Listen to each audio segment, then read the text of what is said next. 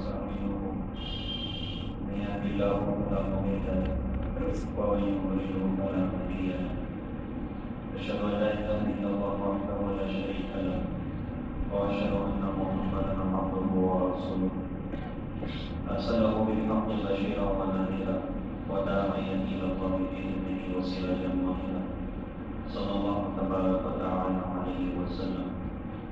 قال الله سبحانه وتعالى: من عمل صالحا من ذكر أو أنثى وهو مؤمن فلنحيينه حياة طيبة. وقال النبي صلى الله عليه وسلم: بعثت لأتمم حسن الأخلاق. وفي رواية قال: إنما بعثت لأتمم مكارم الأخلاق، أو كما قال رسول الله صلى الله عليه وسلم. محترم بزرگ دوستوں اور عزیزی بھائی، فارسی کا ایک شعر ہے: گلی خوشبو در حمام روزے، رسید از دست محبوب بدستم، بہو گفتم کہ مشکیاں عابیلے کہ از بوئے ملے آویز وابستم، بگفتہ من گیلے ناچیز بودم ولیکن مدت بابل نششتم، جمال ہم نشی درمن نظر کر تو اگر نامن ہما خاتم کے حسن. شاید فرمانا ہے کہ میرے ہاتھ میں میرے محبوب کے ہاتھ سے، میرے دوست کے ہاتھ سے خوشبودار مٹی ہے، بہت زیادہ مہنگ رہی تھی. تو میں نے اس مٹی سے پوچھا کہ تو مشک ہے یا عنبر ہے؟ کہ تیری خوشبو سے میں مست ہو گیا، میں بڑا مسرور ہو گیا. تو اس مٹی نے کہا کہ بہفتہ من گیلے ناچیز بولم، کہ میں تو ایک ناچیز مٹی ہوں، ولیکن مدت بابل نششتم، لیکن زندگی کا بڑا حصہ میں نے گل کی صحبت میں رہ کر گزرا. تو اس گل کی صحبت کا اثر یہ ہوا کہ میں بھی مہکنے والی بن، جمال ہم نشی درمن اثر کر وگر نامن ہما خاکم کے حسن. اگر مجھ پر اس گل کا اثر نہ ہوتا تو میری حیثیت مٹی کے علاوہ کچھ بھی نہیں. میری جو قیمت ہے اور میری جو خوبی ہے یہ تو گل کے ساتھ رہنے کی وجہ سے. ایسے پیارے بھائی، اللہ تعالیٰ نے ہم سب کو بھی بڑے اعزاز عطا فرمائے، بڑی نعمتیں عطا فرمائی، بڑی دولتیں عطا فرمائی. اس کی وجہ اور اس کی بنیاد جناب محمد رسول اللہ صلی اللہ علیہ وسلم کی نسبت ہے کہ اللہ تعالیٰ نے ہم سب کو اپنے سب سے زیادہ عظیم نبی حضرت محمد صلی اللہ علیہ وسلم کی نسبت اللہ پاک نے ہم سب کو عطا فرمائی. اس نسبت کی وجہ سے اور آپ کے ساتھ کی وجہ سے ہماری قیمت اللہ کی بارگاہ میں بہت زیادہ لگی، اللہ کی بارگاہ میں بہت عظیم مقام لگ گیا. اللہ تعالیٰ نے ہمیں وہ دولت اور نعمت عطا فرمائی ہے جس نعمت پر تو ہمیں روزانہ صلاۃ و شکر پڑھنا چاہیے. کسی کو ہم کہتے ہیں 1 کروڑ مل جائے اچانک میں کہ بھائی کوئی بندہ مر رہا ہے اور مرتے مرتے وصیت کر گیا کہ بھائی میری پراپرٹی میں سے 1 کروڑ ابو سفیان کو دے دیا ہے، تو میں کیا سے میں تو بھائی سارے کا صلاۃ و شکر پڑھوں گا اور 2-4 نوکر روزے رکھ لوں کہ بھائی اچانک اتنے سارے پیسے مل. آدمی خوش ہوتا ہے تو پیسے مل جائے تو آپ نے تو ساری کا صلاۃ و شکر پڑھے. کبھی نبی کی نسبت کی وجہ سے بھی صلاۃ و شکر کسی نے پڑھی کہ اللہ تعالیٰ آپ نے کتنی بڑی دولت اور نعمت عطا فرمائی کہ حضرت محمد صلی اللہ علیہ وسلم کا آپ نے مجھے اپنے فضل سے امتی بنا. کتنی عظیم شخصیت اللہ پاک نے ہم سب کو عطا فرمائی. ہمارے آقا جناب محمد رسول اللہ صلی اللہ علیہ وسلم سارے نبیوں کے سردار ہیں اور خاتم النبیین ہیں. اور آپ نے بڑے عجیب انداز سے ایک مرتبہ ارشاد فرمایا تھا: انا خاتم النبیین ولا فخر، میں خاتم النبیین ہوں، میں یہ بات بطور فخر نہیں کہتا. انا اول شافع و اول مشفع ولا فخر، میں سب سے پہلے شفاعت کرنے والا اور سب سے پہلے میری شفاعت اللہ کی بارگاہ میں قبول کی جائے گی، اور میں یہ بات بطور فخر نہیں کہتا. ایک مرتبہ کچھ صحابہ بیٹھے تھے اور بیٹھ کر نا انبیاء علیہ السلام کے مقامات کے تذکرے چل رہے. تو ایک صحابی رسول نے کہا کہ ان اللہ اتخذ ابراہیم خلیلا، کہ بے شک اللہ تعالیٰ نے ابراہیم علیہ السلام کو اپنا خلیل بنا. ایک دوسرے صحابی نے کہا کہ موسیٰ کلم اللہ تکلیما، اللہ تعالیٰ نے موسیٰ علیہ السلام کو اپنے سے ہم کلامی کا شرف عطا فرمایا. ایک صحابی رسول نے کہا کہ عیسیٰ کلمۃ اللہ و روحہ، اور عیسیٰ علیہ السلام تو صاحب وہ تو اللہ کے کلمہ ہیں اور اللہ کی روح ہیں. ایک صحابی رسول نے کہا کہ وَآدَمَ اصْطَفَاهُ اللَّهُ، اور اللہ تعالیٰ نے آدم علیہ السلام کو تو اپنا برگزیدہ بنایا. اور ہمارے آقا تشریف لے کر آئے اور آ کر ارشاد فرمایا کہ قد سمعت کلامکم وعجبکم، میں نے تمہاری باتوں کو بھی سنا اور میں نے تمہارے تعجب کو بھی محسوس کیا کہ تم بڑا تعجب کہ بے شک ابراہیم علیہ السلام اللہ کی خلیل ہے، اس میں کوئی شک نہیں ہے۔ ان اللہ اتخذ ابراہیم خلیلا، تو فرمائیں کہ بے شک وہ تو اللہ کی خلیل ہے، اور موسیٰ علیہ السلام اللہ کے کلیم ہیں، اور عیسیٰ علیہ السلام اللہ کے روح ہیں، اور آدم علیہ السلام کو اللہ نے برگزیدہ بنایا۔ لیکن آگے ارشاد فرمائے کہ اللہ وانا حبیب اللہ ولا فخر، سن لو میں اللہ کا حبیب ہوں، میں یہ بات بطور فخر نہیں کہتا۔ اور آگے ارشاد فرمایا کہ انا اول شافع و اول مشفع یوم القیامہ ولا فخر، میں وہ ہوں جو سب سے پہلے قیامت کے میدان میں سفارش کرے گا، اور جس کی سفارش اللہ کی بارگاہ میں قبول ہوگی، میں یہ بات بطور فخر نہیں کہتا۔ انا اول من يحرك يوم من يحرك حلق الجنة يوم القيامة ولا فخر، میں وہ ہوں جو سب سے پہلے جنت کا دروازہ کھٹکھٹائے گا، اور اللہ اس دروازے کو میرے لیے کھولے گا، میں یہ بات بطور فخر نہیں کہتا۔ تو حضرت محمد صلی اللہ علیہ وسلم کو سب سے زیادہ عظیم اللہ پاک نے پوری کائنات میں بر موسیٰ علیہ السلام کو اللہ تعالیٰ نے کوئی دور پر بھرے اور تورات دینا تھی، اور یہ تھا کہ بھئی اپنی قوم میں سے کچھ چنندہ لوگوں کو لے کر آپ آ جائیں۔ اب موسیٰ علیہ السلام گیا اور اللہ کے عشق اور محبت میں کافی تیزی سے آگے بڑھے، قوم پیچھے رہ گئی اور قوم نہ پہنچ سکی۔ تو اللہ تعالیٰ نے موسیٰ علیہ السلام سے پوچھا کہ موسیٰ تم جلدی کیوں آ گئے، تم کیوں جلدی آ گئے؟ ما عجلک عن قومک یا موسیٰ، موسیٰ تم اتنی جلدی کیوں آ گئے، قوم تو پیچھے رہ گئی۔ موسیٰ علیہ السلام نے عرض کیا کہ عجلت الیک رب لترضی، میرے رب میں اس لیے تیز آیا اور دوڑ کے آیا کہ آپ راضی ہو جائیں، آپ خوش ہو جائیں۔ دوسری طرف حضرت محمد صلی اللہ علیہ وسلم کا مقام دیکھیں، مکہ میں ایک دور آیا کہ 15 دن تک وحی نہیں ہوتے۔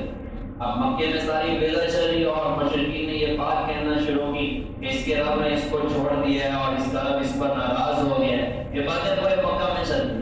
اب ہوتے ہوتے ایک دن نہ حضرت خدیجہ نے بھی کہہ دیا کہ حضرت واقعی اللہ کا ناراض تو نہیں ہو گیا، 15 دن گزر کے آسمانی دنیا خاموش ہے۔ اب چونکہ اپنوں کی طرف سے کوئی بات ہے تو آدمی کے دل پہ زیادہ اثر ہوتا ہے۔ وہ بیوی جس نے اپنا سب کچھ نچھاور کیا تھا اور بالکل ساتھ دینے والی خاتون، ان کی زبان پر بھی یہ جملہ جو ہی آیا تو حضرت بن واقعی اللہ ناراض تو نہیں ہو گیا، پھر ایک دم ہمارے دل کی، ہمارے نبی کے دل کی کیفیت بدلی اور ایک درد کی کیفیت اٹھی اور آسمانی دنیا پر ہلچل مچی۔ حضرت جبرائیل علیہ السلام اور سورہ والضحیٰ لے کر نازل ہو گئے۔ کیا خوبصورت صورت ہے اور کیا عظیم حضرت محمد صلی اللہ علیہ وسلم کا مقام اس صورت میں بیان کیا گیا۔ والضحیٰ واللیل اذا سجا، مجھے روشن دن کی قسم، مجھے چھا جانے والی رات کی قسم۔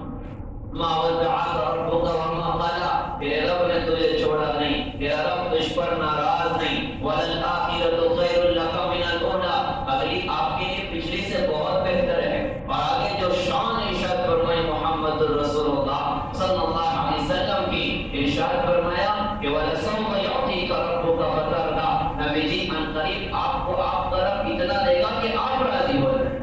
موسیٰ علیہ السلام نے مجھے دوڑ کے کیوں آئے، تو کہا اس لیے دوڑ کے آیا کہ آپ راضی ہو جائیں۔ اور یہاں خود محمد رسول اللہ صلی اللہ علیہ وسلم سے ارشاد فرمایا کہ ہم تو آپ کو اتنا دیں گے کہ آپ راضی ہو جائیں۔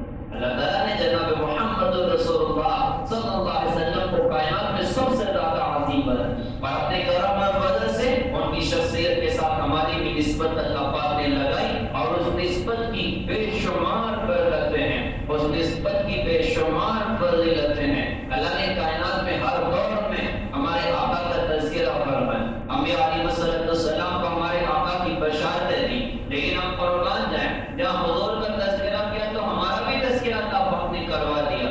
داؤد علیہ السلام سے ارشاد فرمایا تھا یا داؤد انہ سیأتی من بعدک نبی اسمہ احمد و محمد، کہ داؤد تمہارے بعد عنقریب ایک نبی دنیا میں آئیں گے، ان کا نام محمد ہوگا، ان کا نام احمد ہوگا، صادقا و سیدا، وہ سچے اور سردار ہوں گے۔ ہم نے وہ مقام ان کو عطا فرمایا، فرمایا کہ لا اغضب علیہ ابدا ولا یغضبنی ابدا، نہ تو میں کبھی ان پر ناراض ہوں گا اور نہ وہ کبھی مجھے ناراض کریں گے۔ اور ارشاد فرمایا وقد غفرت له قبل ان يعصيني ما تقدم من ذنبه وما تأخر، اس سے پہلے کہ وہ کوئی گناہ کریں۔ پہلی بات ہے وہ گناہ کریں گے نہیں، ہماری نافرمانی کریں گے نہیں، لیکن بائی چانس اگر ان سے کوئی خطا ہو جائے تو ہم نے اگلی پچھلی خطائیں ساری پہلے سے معاف کرنے کے فیصلے کر کے رکھے ہیں۔ اور پھر ہم قربان ہیں کہ ہمارا بھی تذکرہ اللہ پاک نے چھیڑ دیا۔ ارشاد فرمایا کہ وہ امتہ مرحومہ، ان کی امت وہ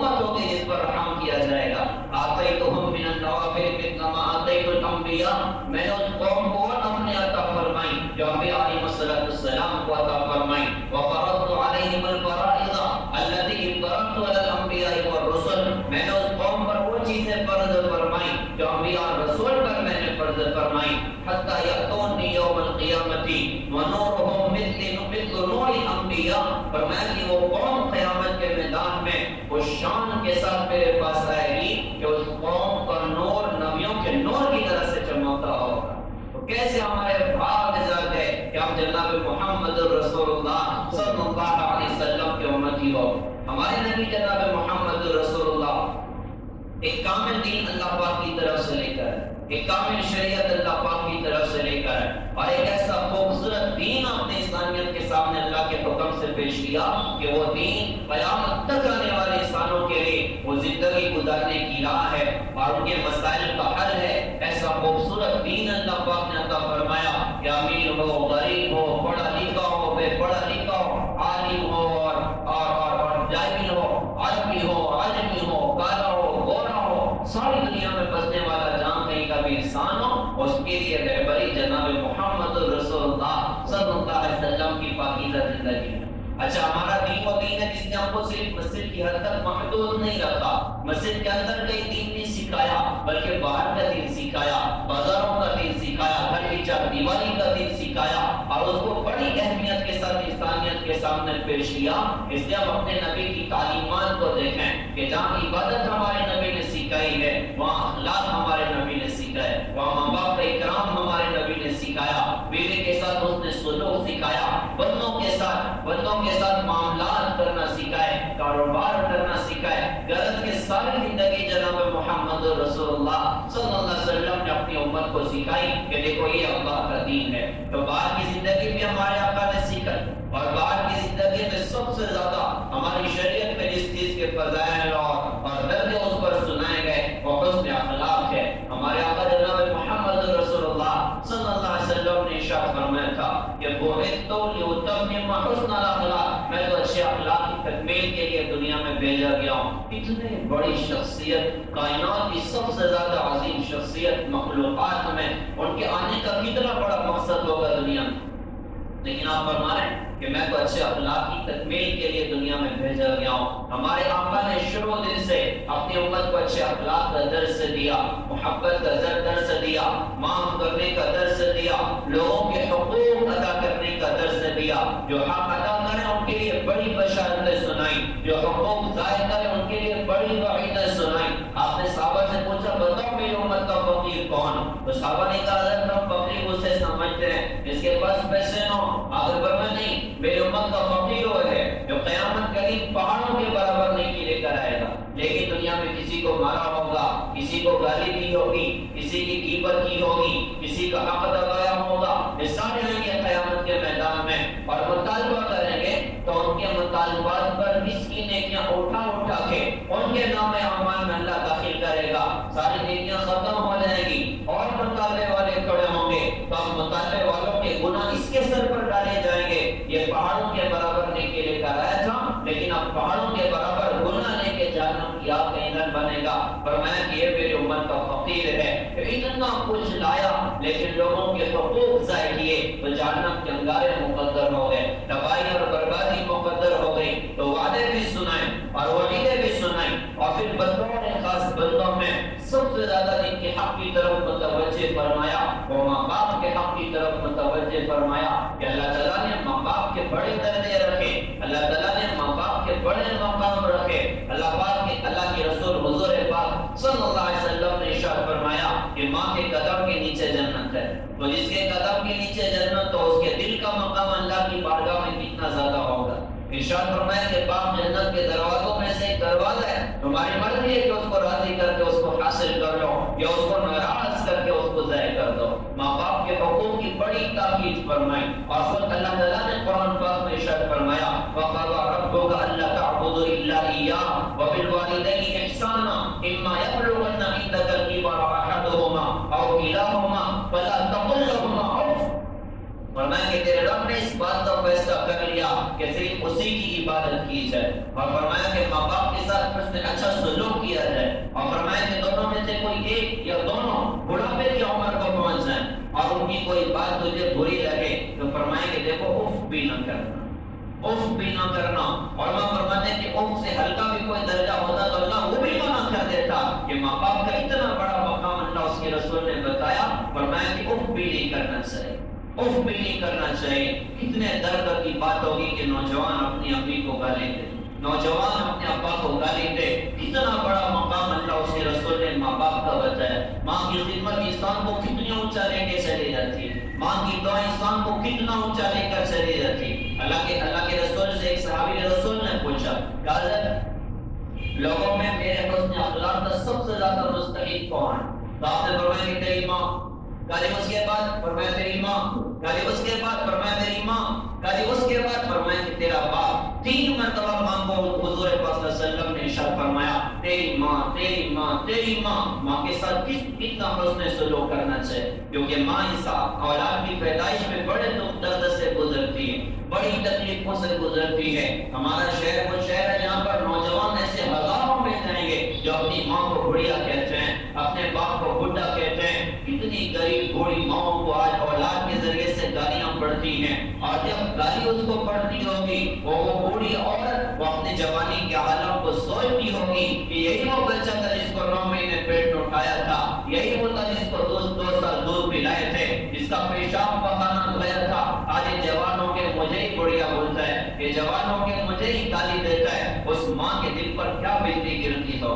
ایک مرتبہ ایک صحابی رسول حضرت علقامہ، ان کی موت کا وقت تھا، تو صحابہ کرنے کی تلقین کر رہے۔ اسلام کی تعلیم ہے کہ جب کہیں ایسا موقع ہو کہ ایسا لگے کوئی بندہ دنیا سے جانے والا، کوئی بتا نہیں سکتا کہ کون کب جائے گا، لیکن کیفیتیں دیکھ کر محسوس ہوتا ہے کہ یہ جانے والا۔ عام طور سے ہمارے یہاں حادثات آج کل ہو رہے ہیں، ہائی وے پر حادثات ہو جاتے ہیں، بڑے درد کی بات ہے، لوگ جو ہے کلمہ تلقین کرنے کی وجہ ویڈیو نکال رہے ہوتے ہیں۔ بھائی یہ موقع ہے کہ قریب جا کے کلمے کی تلقین کرنا ہے کہ ہو سکتا ہے کلمہ پڑھنے کی وجہ سے اس بندے کی زبان پر کلمہ آئے اور وہ کلمے کے ساتھ دنیا سے رخصت ہو جائے۔ تو اسلام کی تعلیم ہے کہ ہلکی آواز سے بیٹھ کے وہاں کلمہ پڑھنا چاہیے، لا الہ الا اللہ محمد رسول اللہ صلی اللہ علیہ وسلم۔ علقمہ صحابی کا موت کا وقت ہے اور صحابہ کلمے کی تلقین کر وہ کلمہ نہیں پڑھ رہے، تو حضرت بلال تھوڑا گھبرائے اور دوڑ کے آقا کے پاس آ گئے کہ یا رسول اللہ، ایسا محسوس ہوتا ہے علقمہ کی موت کا وقت ہے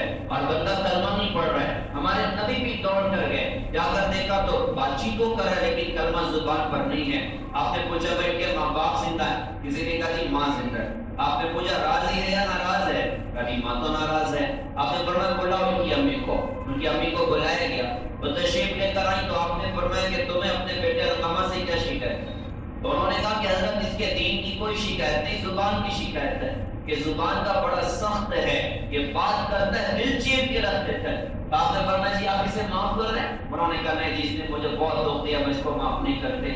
تو آپ نے دیکھا کہ وہ معاف کرنے تیار نہیں، تو آپ نے فرمایا کہ بلال ایک کام کرو، ڈھیر ساری لکڑیاں لے کر آؤ، آپ علقمہ کو جلا ہی ڈالتے ہیں۔ وہ کہنے لگے حضرت آپ میرے بیٹے کو آگ میں جلانے کی بات کرتے ہو۔ آپ نے فرمایا کہ اگر آپ نے معاف نہ کیا اور یہ بندہ بغیر ایمان کے دنیا سے گیا تو سیدھا جا کے جہنم کی آگ میں جلے۔ انہوں نے کہا نہیں جی میں نہیں برداشت کر سکتی، میں نے معاف کیا، ماں کی زبان سے نکلا میں نے معاف کیا، اور ادھر بیٹی کی زبان سے نکلا لا الہ الا اللہ محمد رسول اللہ صلی اللہ علیہ وسلم، اور روح نکل گئی۔ ماں کے نافرمان صحابی رسول بھی ہو تو موت پہ ایمان کی مشیت ہے، ہم کس کھیت کی مونی ہیں؟ ماں کا بڑا درجہ اللہ اس کے رسول نے بتایا۔ حضور نے فرمایا کہ جو ایک مرتبہ ماں باپ کو محبت کی نظر سے دیکھے گا اللہ کامل حجر اور کا ثواب عطا کرے گا۔ صحابہ نے کہا حضرت ہم تو بار بار دیکھیں گے، حضور نے فرمایا کہ اللہ بھی تمہیں بار بار حجر اور کا ثواب عطا فرمائے گا۔ ماں کا مقام بہت اونچا، ماں کا درجہ بہت اونچا۔ موسیٰ علیہ السلام کی والدہ بہت ہو گئی، وہ کوئی دور پر جا رہے تھے اللہ سے بات کرنے کے لیے، تو چڑھ رہے تھے تو اللہ پاک نے ارشاد فرمایا کہ موسیٰ سنبھال کے چلنا، کیونکہ وہ ہونٹ نہیں ہے جو تمہارے لیے دعا کیا کرتے تھے، تمہاری ماں دنیا سے رخصت ہو چلی۔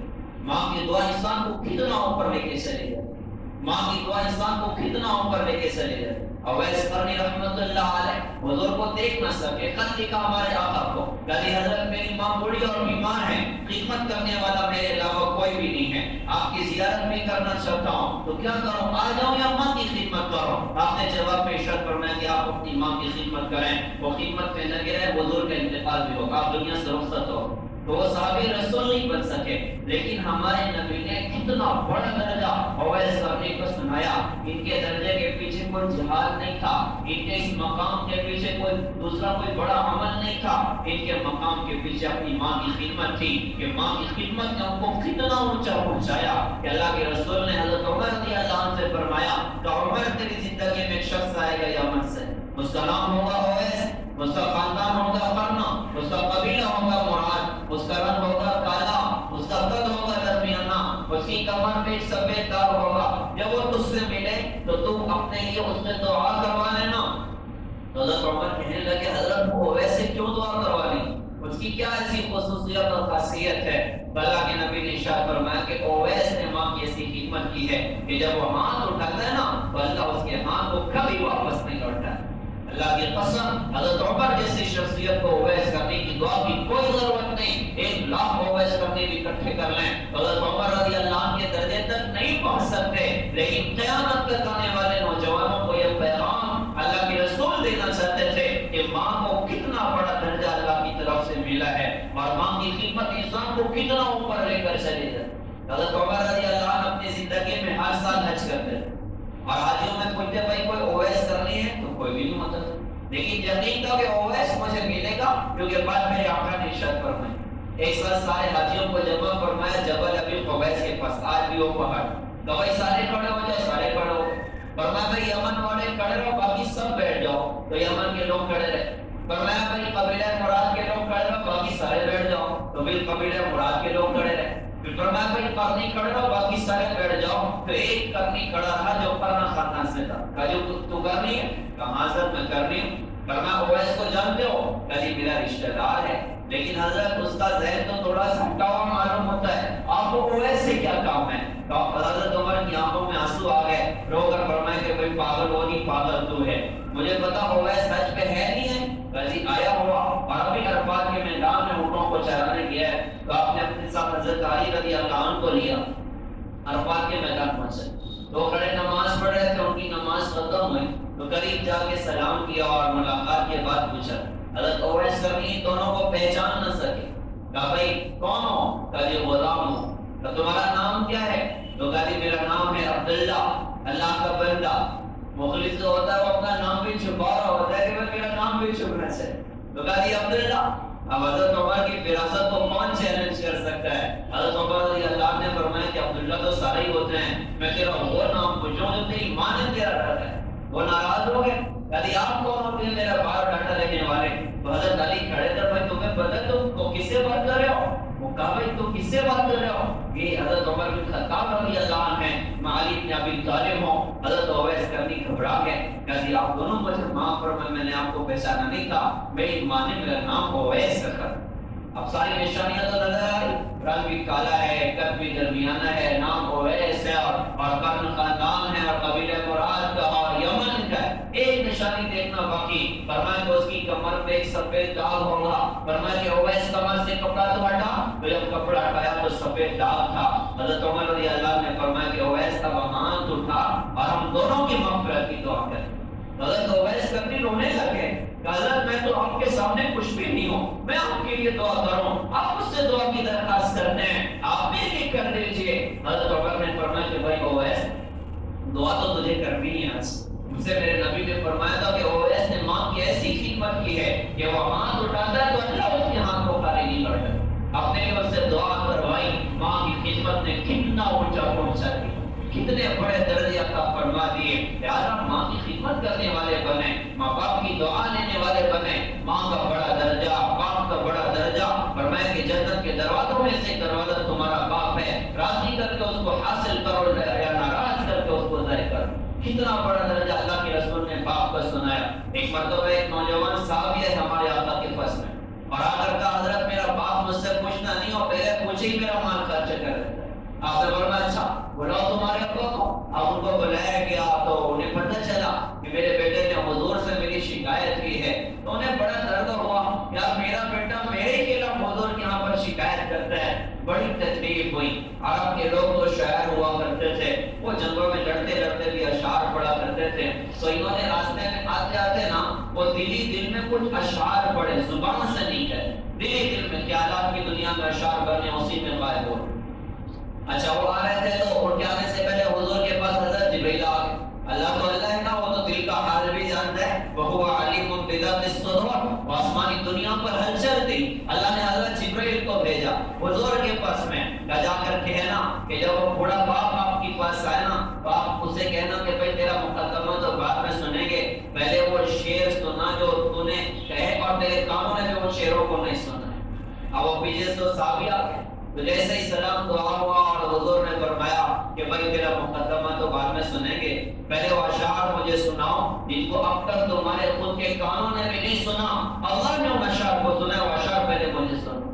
تو صحابی رسول کی نہیں آنکھیں پھٹ گئی, یا رسول اللہ میں قربان جاؤں آپ کے رب پر, خدا کی قسم میری زبان سے ایک لفظ نہیں نکلا بس بیٹے کی شکایت پر خیالات کی دنیا میں اشعار بنے اور اسی دنیا میں غائب ہو گئے. اللہ نے اس کو بھی سنا ہے, فرمایا کہ ہاں اس کو بھی سنا, بول تو نے کیا کہا تھا.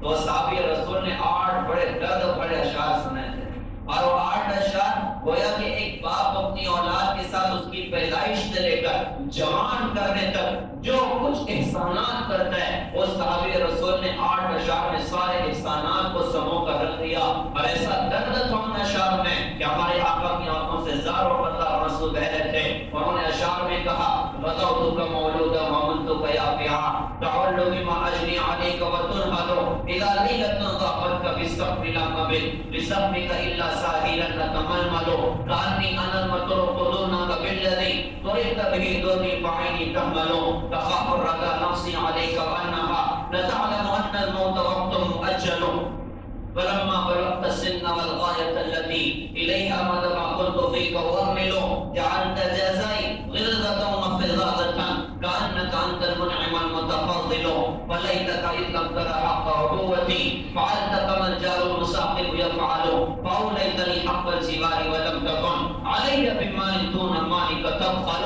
حضرت کی آنکھوں سے آنسو بہ رہے تھے اور اشعار کا مفہوم میں آپ کو سناؤں. گویا کہ وہ صحابی رسول اپنے بیٹے سے خیالات کی دنیا میں کہہ رہے ہیں, بیٹا آج تو نے میرے نبی سے میری شکایت کی ہے تو تیری شکایت کے موقع پر میں تو خیالات کی دنیا میں کچھ 15-20 سال پیچھے چلا گیا. مجھے تیرا اپنا بچپن یاد آیا کہ جب تو چھوٹا تھا تو میں نے تو تجھے بچپن میں غذا پہنچائی تھی, تیرے بچپن میں اپنی کمائیاں تجھ پر نچھاور کی تھی. تیرے مستقبل کے لیے تیرے اپنی جوانی کو بھلانے والا کوئی انسان اس پوری دنیا میں تھا. تیرا اپنا بوڑھا باپ تھا جس نے تیری جوانی کے لیے, جس نے تیرے مستقبل کے لیے اپنی جوانی کو بھلا دیا, اپنی کمائیاں تجھ پر نچھاور کر دی. تیرا کھانا پینا لباس تعلیم تربیت دوائیاں یہ سب میری اپنی کمائی سے تھا. پھر فرمایا کہ بیٹا مجھے ایک رات یاد آ گئی, اور رات یہ تھی کہ اس رات میں تو بیمار پڑا, بیمار پڑ کے تو سویا ہوا تھا لیکن تیرے سینے میں بیٹھ کر تیرا بوڑھا باپ ساری رات دل ملاتا رہا, بے قرار رہا, میرے بچے کو کیا ہو گیا,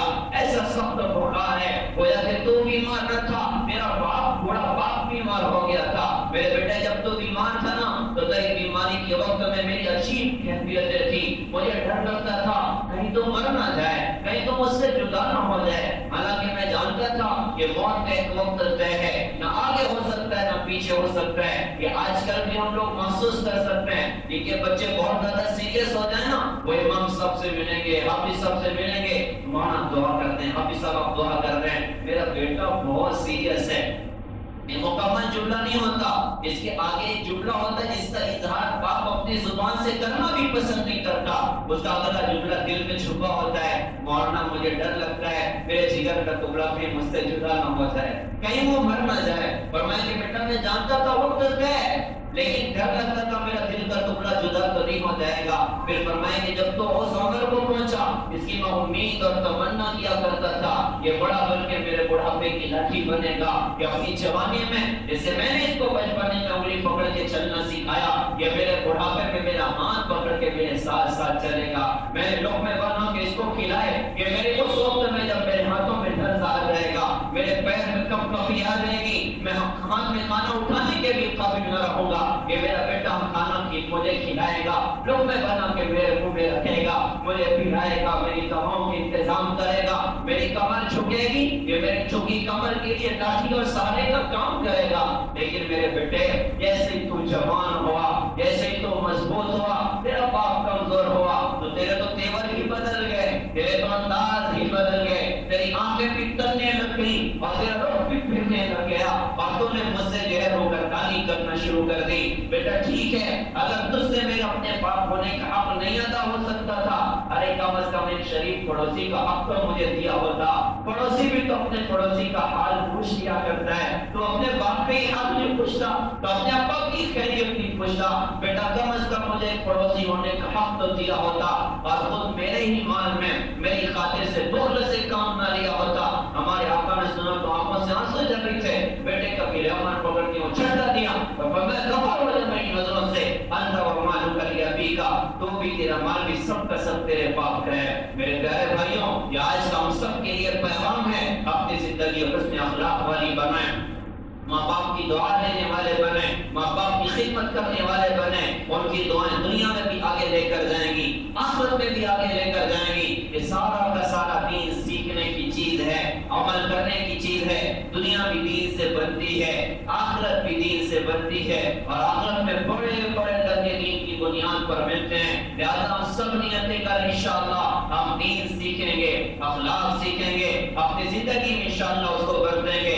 इसी को सीखने के लिए मेहनत है, दावत और तबलीग की खूबसूरत सी मेहनत, मदारिस की मेहनत, खानकाहों की मेहनत, फिश्न फितनों का दौर चला हुआ। लिहाजा आज के लिए हम सब की रहबरी है, हम उलमाए उम्मत से जुड़कर चलें, एक एक मसाइल उलमा से जाकर पूछें। शादी ब्याह, मौत, नैयत, कारोबार, दूसरा दिल भी बीमार होता है जैसे बदन बीमार होता है। दिल की बीमारी दूर करने की राह अल्लाह वालों की सोहबत है, अल्लाह वालों का साथ है, अल्लाह वालों की मोहब्बत है और एक बड़ी खूबसूरत मेहनत हमारी अपनी दावत और तबलीग की मेहनत है। मुस्बत बनकर अखलाक के साथ हर एक को अपना समझकर नरमी मोहब्बत के साथ मेहनतों में लगें। इंशाअल्लाह दुनिया भी बनेगी, दीन भी बनेगी, आखिरत भी बनेगी। अल्हम्दुलिल्लाह हमारी इस मस्जिद का बड़ा खूबसूरत काम भी चला हुआ और मोहल्ले वाले और अहले खैर हज़रात की तरफ से माशाअल्लाह जब से तामीर का सिलसिला शुरू है एक जबरदस्त ताउन माशाअल्लाह सब की तरफ से होता रहा।